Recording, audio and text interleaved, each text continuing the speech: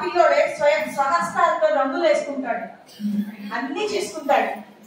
చేసుకొని ఎందుకంటే కన్న తండ్రి అక్కడ జన్మంతో అతనికి కన్ను తెచ్చిచ్చాడు, బాధ్యతగా తయారు చేసుకుంటాడు. చేసుకొని ఆనందంతో తీసుకెళ్లి వర్షం పడి కాలంలో బాగుంటే దాన్ని వదిలేస్తాడు. దాన్ని వదిలేస్తే అప్పుడు అది కొట్టుకొని వెళ్ళిపోతుంది, ఆ పిల్లోడికి కనపడుతుంది. ఆ పిల్లోడు చాలా బాధపడతాడు, నా పడవ పోయింది, నా పడవ పోయింది, నేను ఎంతో కష్టపడి తయారు చేసుకున్నానే, నా పడవ పోయింది అని బాధపడతాడు ఆ పిల్లవాడు. ఆ పడవ ఏమవుతుంది, మళ్ళీ ఒక అంగడి వాడికి దొరుకుతుంది. వాడేం చేస్తాడు, దాన్ని కడిగి శుభ్రం చేసి షాపులో అమ్మకానికి పెట్టుకుంటాడు ఆ పడవని. ఈ పిల్లవాడు వెళ్తాడు, వెళ్ళేసి ఈ పడవ నాది, మీ షాపుకి ఎలా వచ్చింది, నా పడవ నాకు ఇచ్చేయమని అడుగుతాడు. మధ్యలో నిశ్శబ్దంగా ఉందని నేను ఇప్పుడే చెప్పాను. సైరం ఆ పడవ నాది, నేను బయటకు వచ్చేసి ఆ డబ్బులు సంపాదించడానికి ఎంతో పనులు చేసి రక్త మాంసాలు దారిపోసుకొని డబ్బులు సంపాదించుకొని ఆ పడవని కొనుక్కొని మళ్ళీ దాన్ని స్వాధీనం చేసుకుంటాడు ఆ బిడ్డ. అప్పుడు తల్లి పట్టలో నుంచి వచ్చింది ఒక జన్మ అయితే, రక్త మాంసాలతో తయారవుతున్నప్పుడు ఆ మరు జన్మగా భగవంతుడు ఏం చెప్తాడంటే, ఇది నేను ఇచ్చిన జన్మ, ఇది నేను ఇచ్చిన కర్మ, దీని అనుసారమే నువ్వు చేస్తున్నావు. అప్పుడు తల్లి గర్భంలో పుట్టావు, ఇప్పుడు కర్మ ఫలంగా పుట్టున్నావు, దీన్ని ఇట్లా తయారు చేస్తున్నావు, వెళ్ళిపోయింది, అది నీ కర్మ.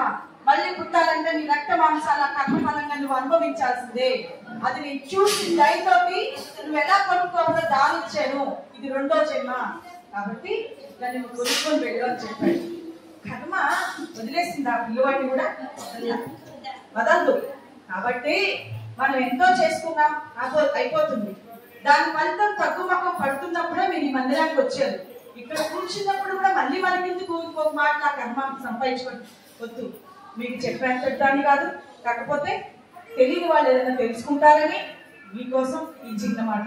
శ్రీ సచ్చిదానంద సమర్థ సద్గురు సాయినాథ్ మహారాజ్ కి, సాయి ధర్మ క్షేత్ర మహారాజ్ కి జై, సాయినాథ్ మహారాజ్ కి జై.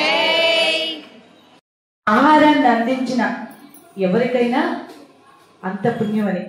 ఎందుకంటే దాంట్లో ఉదాహరణగా ఒకటి చెప్పారు బాబా, సత్యరిత్రలో చదివితే దాని భావం అర్థమవుతుంది. 2-3 దగ్గరలో చెప్పారు బాబా. ఒక భక్తురాలు షిరిడీకి వస్తుంది.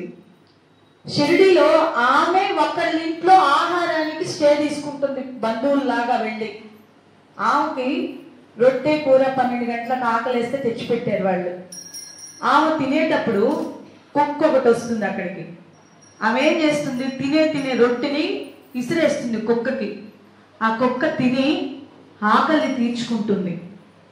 అలాగే షిరిడి ద్వారకామాయిలో ఉండే భక్తులకి బాబా షిరిడిలో భిక్షాటనికి వెళ్ళి తెచ్చిన పదార్థాలన్నీ మొత్తం ఒక దాంట్లో కలబోసి అందరికీ సమానంగా పంచిపెట్టేవాడు బాబా వారు.